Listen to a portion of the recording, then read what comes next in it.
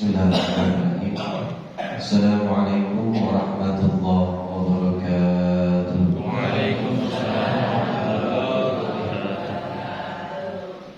Alhamdulillahilladzi an'alaina bi ni'matil iman wal islam. Ahmaduhu wa ashkuru 'ala al-kamali wal ihsani wa huwa dzul jalali wal ikram. Asyhadu an la ilaha illallah wa asyhadu anna Muhammadan 'abduhu wa rasuluh. Allahumma salli 'ala sayyidina Muhammadin wa 'ala alihi wa sahbihi ajma'in. Amma ba'd. Ar-Rahman al-Qudus al-Ba'ith al-Muqtadir. Rabbi ishrah li sadri wa yassir li amri wahlul 'uqdatam min lisani yafqahu qawli. Subhanaka la ilma lana illa ma 'allamtana innaka antal alimul hakim. Wa la hawla wa la quwwata illa billahil aliyyil azim. Bismillahilladzi la yadurru ma'a ismihi syai'un fil ardi wa la fis samaa'i wa huwas samii'ul 'aliim. Hadratil mukarramin wal muhtaramin yang sama-sama kita muliakan, Ketua DKM Mushola Bapak Slamet Riyadi, semoga Allah selalu memberikan kesehatan, keberkahan untuk beliau, selalu diberikan keistiqomahan taat ibadah kepada Allah Subhanahu wa taala. Yang sama-sama kita hormati guru kita Ustaz Ahmad Mardani, semoga Allah memberikan keberkahan, keistiqomahan, niat hajat kabul dalam setiap doa-doanya. Yang sama-sama kita hormati aparat pemerintah, Bapak RW, Bapak Supriyatna, kita doakan berkah sehat dalam kehidupannya, Allah berikan keistiqomahan. Para tokoh masyarakat, Bapak Haji Solihin, Bapak Haji Samsuri, Bapak Ketua RT 02, Bapak Sofian Suri, semoga Allah selalu memberikan keberkahan, keistiqomahan kepada seluruh jamaah, yang insya Allah selalu memberikan keberkahan dalam kehidupan kita dan selalu mendapatkan bimbingan dari Allah Subhanahu wa taala. Puji syukur kepada Allah Subhanahu wa taala yang alhamdulillah Allah masih memberikan kita kenikmatan untuk menuntut ilmu, karena ini merupakan salah satu kewajiban kita. Semoga apa yang kita lakukan ini menjadi sebuah tanda ungkapan terima kasih kita kepada Allah Subhanahu wa taala, sehingga Allah semakin menambah kenikmatan untuk kita. Segala niat hajat dikabul oleh Allah Subhanahu wa taala, dan kita digolongkan termasuk daripada hamba-hamba yang pandai bersyukur kepada Allah Subhanahu wa taala. Dan kita bersyukur bahwasanya kita sebagai umat yang terakhir, tatkala kita menyebut nama beliau, dosa-dosa kecil kita diampunkan oleh Allah Subhanahu wa taala. Dipertegas dalam sabdanya, salatukum alayya ma'aqatukum, selawat kamu sekalian kepadaku itu menjadi pelebur dosa-dosa kecil. Semoga kita menyebut nama beliau, Allah menurunkan rahmat, dan kita diakui statusnya sebagai umat baginda besar Nabi Muhammad sallallahu alaihi wasallam. Hadirin jamaah rahimahumullah, terakhir hanya sekadar mengutip tafsir surah Yasin karena Syekh Muhammad Hamimi Az-Zadah. Kita sering apapun yang kita lakukan enggak jauh dari surat Yasin. Orang meninggal, Yasin. Sakaratul maut, Yasin. Acara tasyakuran pindah rumah, Yasin. Ngisi rumah, Yasin. Habis ngawinin, Yasin. Emang. Jadi apapun yang kita lakukan pokoknya serba Yasin. Nah, kita harus mengetahui apa sih keutamaan dari fadilah surah Yasin. Bismillahirrahmanirrahim. Yasin wal Qur'anil Hakim innaka laminal mursalin. Hadhihi surah Makkiyah. Jadi surah Yasin ini adalah surat Makkiyah, surat yang diturunkan di kota Mekah. Biasanya surat Makkiyah ini ada ciri-cirinya. Ada beberapa ciri-ciri surat Makkiyah. Yang pertama adalah surat Makkiyah ini membicarakan mengenai tentang akidah. Yang kedua, surat Makkiyah ini diawali dengan ya ayyuhan nas, wahai manusia. Yang ketiga adalah muqatta'ah dalam setiap awalan hurufnya, yaitu huruf yang terputus. Biasanya kalau kita baca Yasin, Alif, Lam, Mim, Thaha dan lain sebagainya, biasanya ini adalah salah satu ciri-ciri dari surat Al-Makkiyah. Nah, ini tanda-tanda. Wa sababu nuzulha, adapun sebab-sebab turunnya surat Yasin ini, annal kufaru qalu inna Muhammadan laisa nabiyyin wa la mursalin bal huwa yatimu Abi Thalib. Jadi sebab-sebab turunnya ayat Yasin ini atau surat Yasin ini, sesungguhnya orang-orang kafir itu menyatakan kepada Nabi Muhammad. Mereka mengatakan bahwa Muhammad itu bukan seorang nabi dan seorang rasul. Jadi orang-orang kafir ini tidak mengakui. Pasti ada faktor yang menyebabkan orang kafir itu tidak mengakui status kenabian dan kerasulannya. Kata mereka bahwa Muhammad ini adalah anak yatim dari Abi Thalib. Sehingga mereka tahu betul bagaimana karakter Abi Thalib dan Muhammad kecil pada saat itu. Wa ma dhahaba ila al-maktabi wa ma ta'allama al-ilma min al-muallim. Dan Muhammad itu tidak pernah ke perpustakaan. Biasanya kalau orang-orang memiliki kecerdasan dan keintelektualan, biasanya mereka pasti yang disebut dengan buku-buku. Kalau kita mah buku dikutuin. Kalau mereka itu biasanya sering ke perpustakaan, sering banyak-banyak baca buku. Nah, orang kafir ini nggak pernah melihat Nabi Muhammad itu membaca buku. Wa ma ta'allama al-ilma, bahkan mereka tidak melihat Muhammad ini belajar. Bahkan minal mu'alim, bahkan guru aja Nabi Muhammad itu nggak punya. Nah, inilah yang dipertanyakan oleh orang-orang kafir, sehingga mereka tidak mengakui status kenabian dan kerasulannya. Kaifa yasiru nabiyan, bagaimana dia bisa menjadi nabi? Jadi anggapan orang-orang kafir itu adalah ketika seorang nabi dan seorang rasul, dia harus memiliki keintelektualan, yaitu dalam segi belajar, baca buku, dan dia memiliki guru. Maka inilah yang mempersepsikan bahwa Muhammad itu tidak akan bisa menjadi seorang nabi dan seorang rasul. Wa musarrina fi inkarihi, maka inilah yang menyebabkan mereka itu ingkar, mengakui status kenabian dan kerasulannya.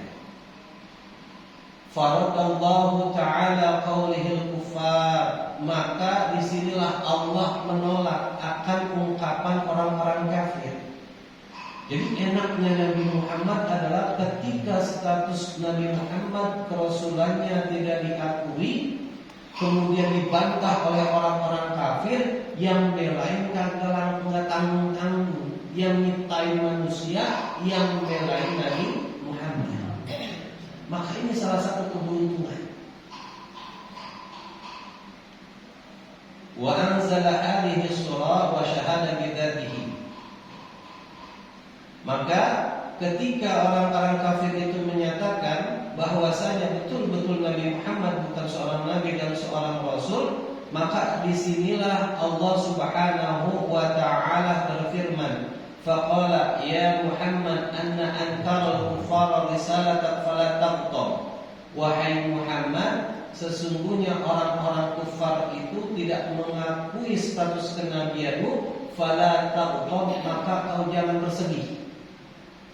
Jadi ungkapan Allah itu jangan kau bersedih dengan ungkapan orang-orang kafir. Nah, disinilah sisi bahwasanya itulah sifat kemanusiaannya Nabi Muhammad. Ahlan wa sahlan. Jadi disinilah sisi sifat manusiawinya. Ternyata Nabi Muhammad juga sama kayak kita. Waktunya sedih. Cuman cara kesedihannya berbeda dengan kita.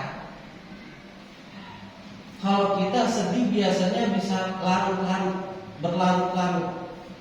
Kadang-kadang pikiran kita sampai melayang-layang. Tapi di sini Allah menyatakan bahwasanya Nabi Muhammad fala taqam, jangan engkau bersedih bidzalika akan ungkapan orang-orang kafir. Ana asyhadu innaka laminal mursalin. Allah langsung yang menyatakan bahwasanya aku bersaksi. Yang bersaksi yang menyatakan itu Allah langsung. Yang menyatakan bahwasanya aku bersaksi sesungguhnya engkau sebagian daripada utusanmu. Ini jawaban orang-orang kafir. Karena ketika ada ungkapan kalimat tersebut hatinya sedih. Maka kesedihan Nabi Muhammad ini diberitakan kegembiraan supaya Nabi Muhammad itu sedihnya enggak berlarut-larut. Dengan apa? Dengan ungkapan firman Allah, Ana asyhadu innaka laminal mursalin. Maka inilah kehebatan baginda Nabi Muhammad sallallahu alaihi wasallam.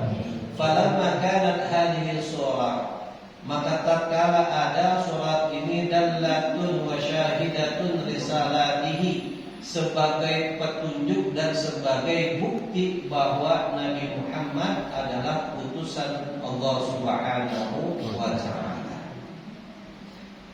Fasara qalbul Quran kama qala alaihi salatu wassalam likulli syai'in qalban wa qalbul Quran surat Yasin. Maka Nabi Muhammad SAW bersabda, segala sesuatu ada hati atau jantung.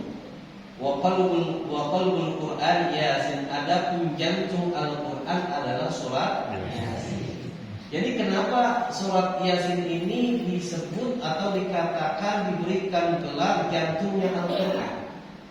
Karena ini Yasin ini Allah menguatkan hati baginda besar Nabi Muhammad SAW ketika orang-orang kafir Quraisy tidak mengakui status kenabian dan kerasulan. Maka berita gembira yang disampaikan oleh Allah melalui firman-Nya dalam surah Yasin, inilah yang disebut dengan jantungnya Al-Quran. Makanya kalau kita lagi galau baca Yasin baik. Pak, baca Yasin. Nah, baca Yasin lain buktinya kegalauan kesedihan Nabi Muhammad ini bisa terobati dengan surat Yasin. Kalau lagi puyeng-puyeng dikit orang punya duit baca Yasin lain sudah luar biasa.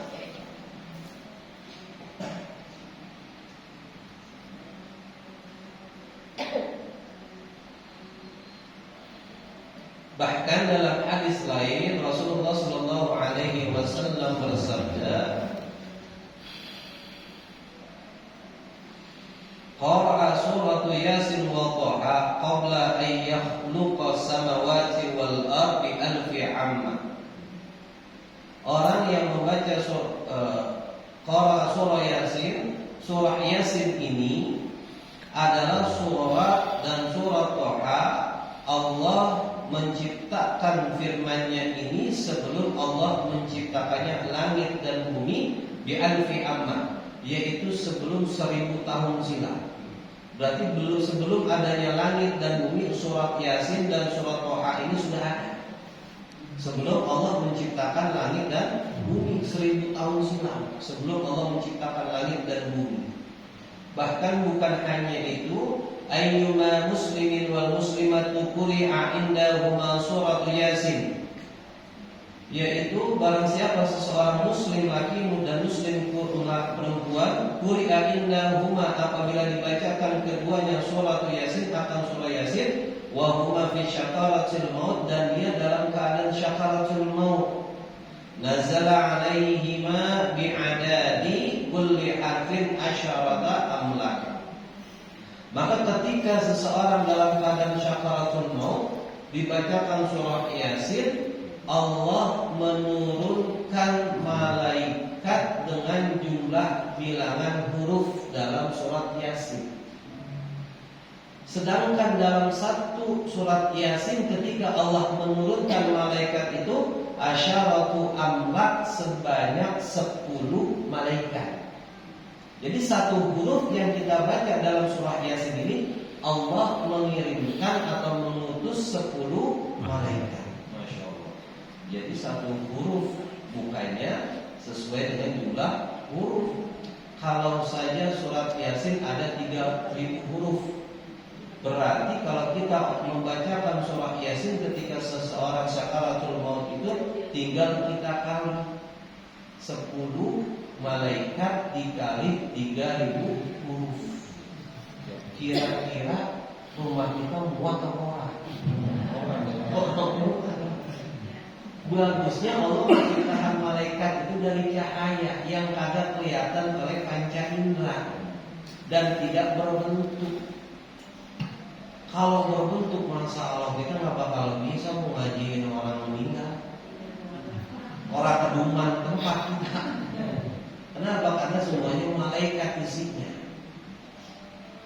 Wa yakumuna baina aydiyahum sufufan, dan para malaikat itu sesuai dengan jumlah daripada huruf, dan 10 malaikat dalam setiap hurufnya, mereka itu membuat barisan shaf di hadapan orang yang dalam keadaan syakaratul maut atau orang yang telah meninggal dunia. Sufufan yusallu alaihima, dan mereka membuat shaf barisan. Jadi sebagaimana kita sholat, malaikat itu membuat shaf sebagaimana kita sholat. Jadi rapi shafnya. Wa yusallu alaihima, dan mereka mendoakan kepada orang yang telah meninggal dunia. Wa yastaghfiruna lahuma, dan mereka memohon ampun kepada Allah untuk orang yang telah meninggal dunia. Jadi malaikat memohon ampun kepada Allah untuk orang yang meninggal dunia. Kira-kira ampunan malaikat itu ketika dia bermunajat dikabulin apa kagak? Pasti dikabul. Kenapa? Karena dia kagak punya dosa, bersih. Maka iman malaikat itu la yazidu wa la yanqus. Jadi iman malaikat itu kagak naik kagak turun, dia mah begitu baik. Makanya ketika Allah memerintahkan untuk sujud itu malaikat, maka tugasnya cuma sujud. Kira-kira kalau kita sujud kelamaan enak apa enggak? Jangankan sujud lama, imam lama aja kita tehem ulang batuk. Ya berbeda. Itulah maka disinilah ketika malaikat memohon ampun kepada Allah Subhanahu wa taala, wa yashhaduna ghaslahuma. Jadi bukan hanya malaikat itu memohon ampun kepada Allah Subhanahu wa taala, akan tetapi malaikat pun menyaksikan si jenazah itu dimandikan. Jadi dari awal prosesi dalam keadaan syakaratul maut, kemudian dia meninggal dunia, sampai dengan prosesi dimandikan seseorang ketika meninggal dunia, mereka pun menyaksikan para malaikat. Wa yattabi'una janazatahuma, dan mereka mengiringi jenazah sampai dengan liang lahat. Ini maka fadilah surah Yasin itu jangan sampai kita tinggalin. Kalau ada orang syakaratul maut dan buru-buru beda, pokoknya kalau udah nyesek udah Yasinin baik kan. Kenapa? Karena ini fadilahnya sangat luar biasa. Jadi keutamaan daripada surah Yasin bukan hanya sekedar bacaan, bukan hanya kita mengikuti tradisi orang tua dulu kita atau ulama-ulama kita, akan tetapi mereka lebih dulu tahu akan keutamaan surat Yasin, sehingga mereka dalam keadaan seperti itu mengajarkan kepada kita.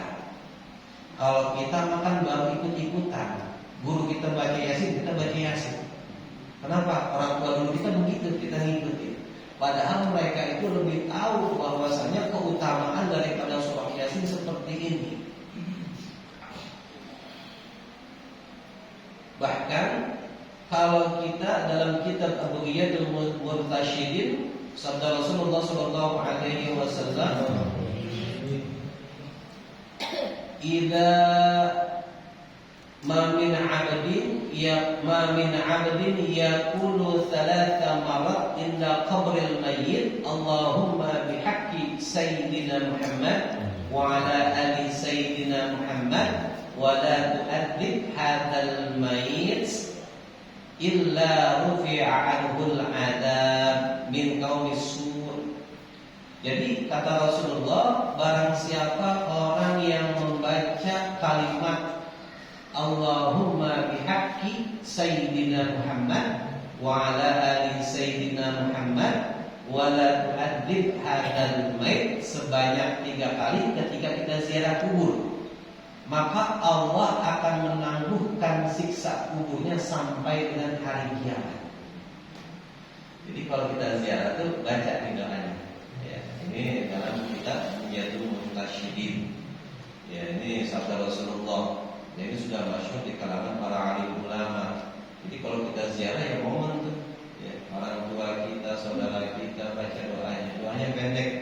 Allahumma bihaqqi sayyidina Muhammad wa ala ali sayyidina Muhammad wa la tu'adzib hadzal mayyit.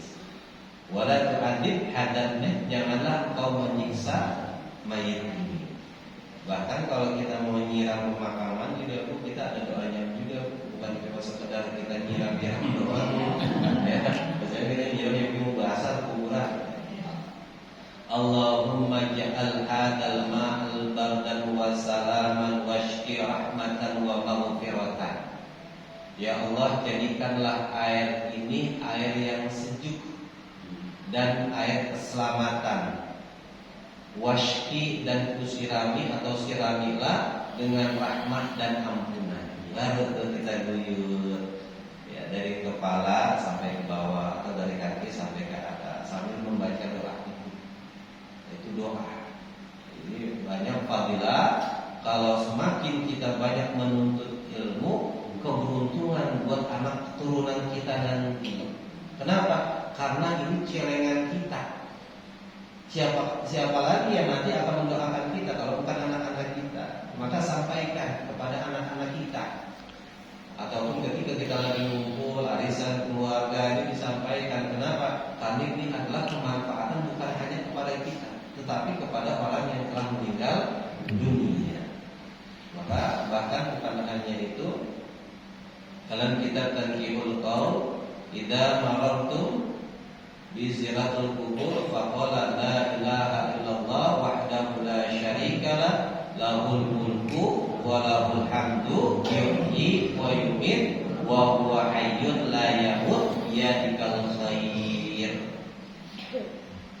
Maka nawwarallahu tilkal kubur kullaha. Kalau ada orang yang melalui atau ziarah kubur dia baca ini yang tadi kita baca, maka Allah akan memberikan cahaya seluruhnya pada kuburan tersebut. Wa ghufira liqa'ilha, dan Allah mengampuni dosa orang yang membaca tersebut. Jadi kita beruntung. Jadi ziarah bukan hanya doa orang yang meninggal, tapi ketika kita ziarah kita pun mendapat ampunan dari Allah.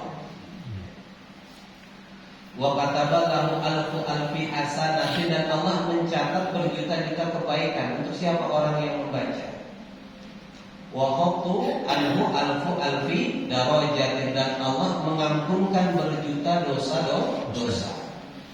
Wa rufi'a anhu alfu alfi darajatin, dan Allah akan mengangkat berjuta-juta derajat di hadapan Allah Subhanahu wa taala. Jadi banyak manfaatnya dalam surah Yasin atau doa-doa yang lainnya.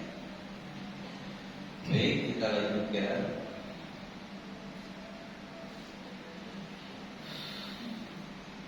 Aksiru qira'at hadhihi surah fa inna fiha khasa'is. Jadi kata Rasulullah, memperbanyaklah membaca surah Yasin, karena sesungguhnya surah Yasin ini banyak keutamaan-keutamaannya. Maka jangan sampai kita tinggalkan. Maka kita sudah beruntung tuh. Ya. Beruntung. apa? Malam Jumat rutin kita baca surat Yasin. Kita diundang tahlilan surat Yasin. Kalau habis maghrib kita diundang tahlilan, bisa diundang tahlilan lagi bareng, udah 2 kali baca surat Yasin. Masa lo merutuk itu dosa apa pahala kita dan dosa-dosa kita itu. Kenapa? Karena kebanyakan daripada fadilahnya. Qila fi syarah hadhil hadis, telah dikatakan dalam penjelasan hadis, inna ja'i'a idza qara'a bi huduril qalbi ajba'allahu min fadlihi. Bahkan kata Rasulullah sallallahu alaihi wasallam, sesungguhnya apabila ada seseorang yang lapar kemudian dia membaca surat Yasin bi huduril qalbi, dengan menghadirkan hati, asba'allahu min fadlihi, maka Allah akan mengenyangkan dengan karunia-Nya. Tapi ada syaratnya, bi huduril qalbi. Bi huduril qalbi itu adalah keyakinan, yaitu betul-betul yang disebut dengan hakul yakin. Bukan yakin doang. Kan tingkatannya ada 3. Yang pertama yakin, ainul yakin, hakul yakin. Nah ini yang bi huduril qalbi adalah hakul yakin. Nah contohnya yang paling gampang, kalau kita punya bocah usia baru 1 tahun, itu bocah kalau kita lempar-lempar ke atas, kita tanggapin, itu bocah bukannya takut, girang. Ya. Kita lemparin lagi ke atas, tawa tuh bocah. Berkali-kali kayak gitu, bahkan kalau kita berhenti minta nambah tuh bocah. Kenapa? Karena dia yakin kalau ketika itu bocah turun dari lemparan orang tuanya akan ditangkap. Itu namanya hakul yakin. Tapi kalau kita punya bini, kita lempar-lempar ke atas, kira-kira bisa nggak kita nangkap? Nah itu baru yakin doang tuh. Ya, beda. Ya, itu belum tingkatan hakul yakin. Nanti mau kalau gue lempar, gue yang ini. Jadi hakul yakin. Itu betul-betul tidak ada keraguan. Di huduril qalbi itu tidak ada keraguan ketika seseorang membaca surah Yasin dalam posisi lapar, maka Allah yang akan memberikan kekenyangan di huduril qalbi dengan penuh dengan keyakinan. Maka iman itu tidak bisa kita sanggah dengan logika sebagaimana Isra wal Mi'raj. Karena otak kita, pikiran kita itu terbatas. Sedangkan iman itu tidak memiliki batasan, yang terkadang itu tidak masuk secara akal logika manusia. Maka ketika kita baca ini harus ditumbuhkan rasa keimanan kepada Allah Subhanahu wa ta'ala. Wa in qara'a al-khaifu adhaballahu ta'ala huznahu wa khawfahu. Jadi ketika ada seseorang yang membaca surat Yasin dalam kondisi dia merasa takut, merasa gelisah dalam kehidupannya, adbahallahu ta'ala huznihi khawfatahu, maka Allah akan menghilangkan kesedihan dan ketakutannya. Maka kalau kita baca surah Yasin dengan menghadirkan hati dalam keadaan kita gelisah, maka Allah menghilangkan kegelisahan. Karena yang ada gelisah di dalam hati itu, yang mampu menghilangkan itu bukannya makhluk, akan tetapi yang menciptakan makhluk. Maka kita harus yakin tuh. Ataupun kalau kita dalam kesedihan yang mendalam dalam kehidupan kita, maka baca surat Yasin. Insya Allah kesedihan kita akan hilang. Maka wajar saja Allah itu berfirman, wa nunazzilul qur'ana ma huwa shifaa'u wa rahmatun lil mu'minin. Ya. Tidaklah Allah menurunkan Al-Qur'an ini sebagai apa? Obat. Obat itu ada 2, ada zahir, ada batin. Kalau kita lapar itu kan zahir. Ya. Disebut dengan asyifa. Kalau kita sedih itu kan zahir, maka disebut dengan asyifa. Ada batin. Nah, maka batin ini pun disembuhkan pula dengan Al-Qur'an. Maka yakin itu apa yang kita baca bisa menjadi sebuah landasan dasar bahwa itu adalah semua bisa menjadi obat. Kegundah gulanaan, kegelisahan dalam kehidupan kita bisa terobati dengan membaca surah Yasin. Kira-kira baca surah Yasin cepat apa lama? Cepat, cepat lama. Tapi kadang-kadang ada juga baca surah Yasin yang cepat. Enakan yang cepat apa enakan yang lama? Ya, yang cepat juga enak, yang lama juga kalau dinikmati enak. Jadi bagaimana dalam kondisi dalam kehadiran kita. Wa in qara'aha al-faqir khalasa min dainihi wa idza qara'aha dzul hajatihi faqadiyallahu ta'ala hajatihi. Jadi kalau kita membaca surah Yasin, Allah akan menghilangkan kefakiran dalam kehidupan kita. Jadi luar biasa kalau kita baca surah Yasin ternyata menghilangkan kefakiran. Wa khallasa min dainihi, dan bisa menghilangkan atau melunasi hutang. Nah, ini jangan pakai logika kan. Kalau pakai logika mah nggak bakal kena. Ya. Tapi bisa juga orang yang nagih ke rumah kita baca surah Yasin itu dia pergi. Nggak bisa secara logika. Bahkan wa idza quri'a dzul hajati faqadallahu ta'ala hajatihi, kalau kita punya hajat besar, kepengenan, maka ketika kita membaca surah Yasin ini asbabnya Allah akan mengabulkan doa-doa kita kepada Allah Subhanahu wa taala. Apa yang kita pengenin, kalau kita membacanya bi huduril qalbi, penuh dengan keyakinan, maka kebutuhan dalam kehidupan kita pasti akan terpenuhi. Ini namanya orang itu biasanya kan begitu. Kalau kita belum punya, pengen punya. Tapi kalau udah punya, kadang-kadang kita lupa akan kepunyaan kita. Ada sifat bosennya. Contoh, kita pengen banget punya motor nih, kebeli tuh motor. Udah kebeli, mah kadang-kadang kuncinya seger banget. Tapi kadang-kadang kalau belum punya motor, ntar mau gue kalau punya motor nih gue cuciin ke motor. Kalau kotor dikit gue cuci, gue lap. Belum punya. Tapi kalau udah punya mah nangkrak itu motor. Kalau udah kotor sebentar cucinya. Biasanya gitu tuh. Kenapa? Biasanya antara sudah punya sama belum punya berbeda kepengenannya. Maka ajat kita kepada Allah Subhanahu wa taala, Yasin ini bisa memenuhi kebutuhan dan doa-doa kita kepada Allah Subhanahu wa taala. Wa man qara'aha fi subhi yakunu fi amanillahi ta'ala ilal masai. Ketika seseorang membaca surah Yasin pada waktu pagi hari amanillahi ta'ala, maka Allah akan menjaganya ilal masai sampai dengan waktu sore. Jadi keselamatan kita itu ketika kita membaca surah Yasin, Allah yang menjaganya dengan perantara para malaikat yang Allah utus untuk menjaga kita. Maka insya Allah kita akan selamat walaupun kena juga nggak parah-parah banget. Kenapa? Karena ini sudah sabda baginda besar Nabi Muhammad SAW.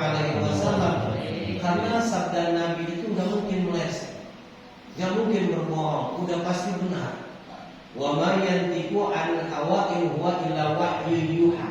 Segala sesuatu yang diucapkan oleh Nabi itu berdasarkan wahyu dari Allah Subhanahu wa taala, sedangkan Allah sendiri firman-Nya inna wa'dal haqqa, janji Allah mah udah pasti benar.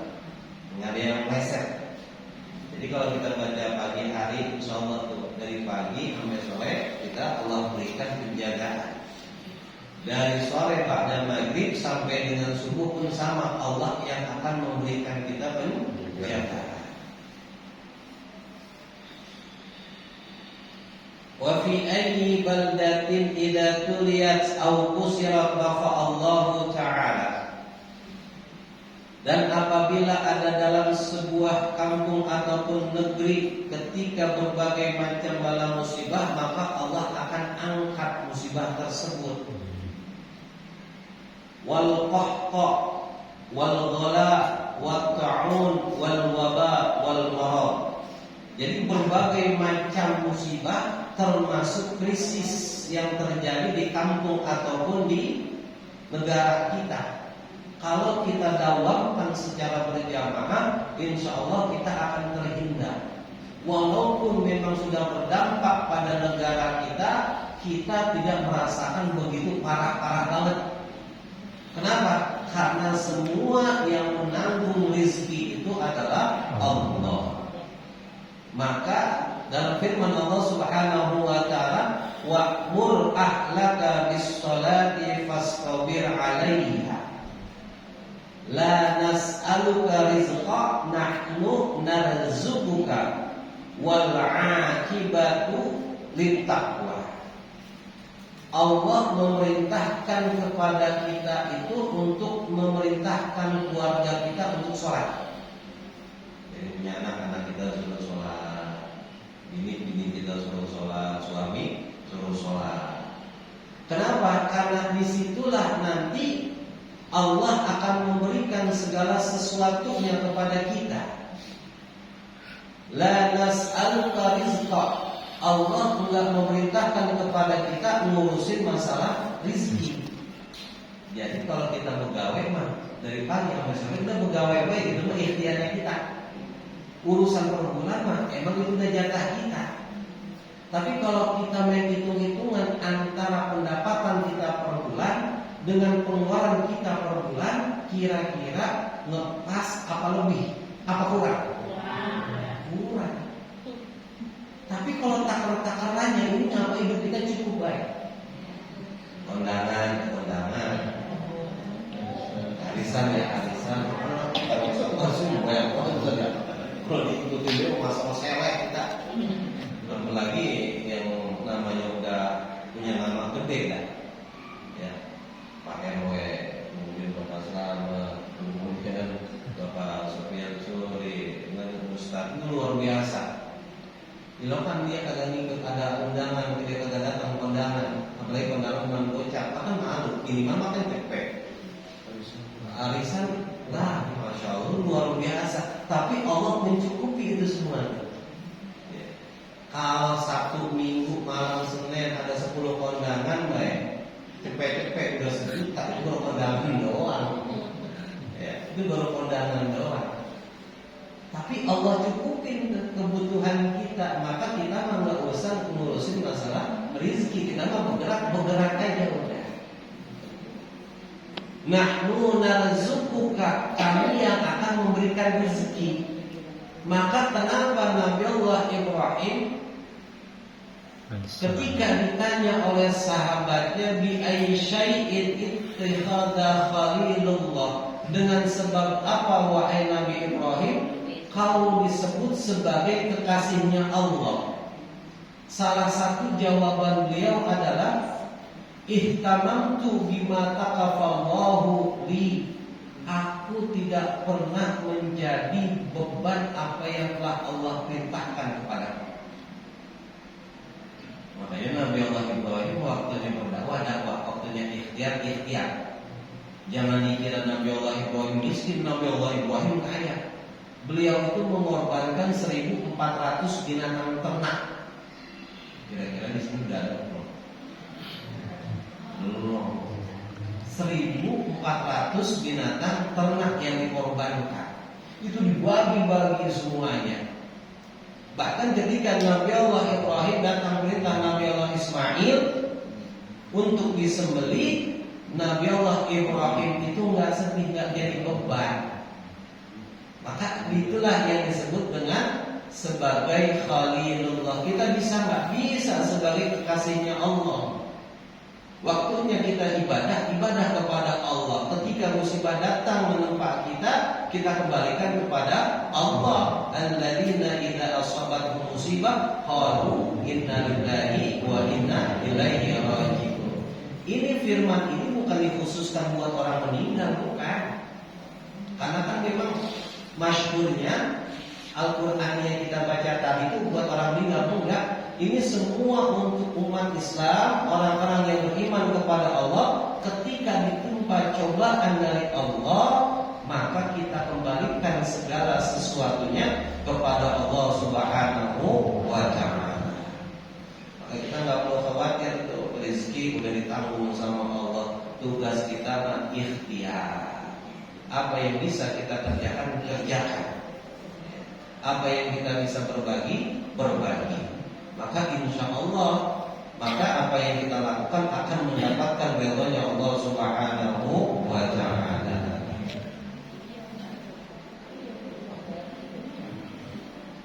Alhamdulillah, ini yang mungkin bisa disampaikan oleh Al-Fakir tentang keutamaan daripada fadilah sholat Yasin. Semoga banyak manfaatnya dalam kehidupan kita. Kita ridho, kita ikhlasnya apabila ada kehilafan dan kesalahan dalam penyampaian Al-Fakir. Sekian, terima kasih. Wabillahi taufiq hidayah.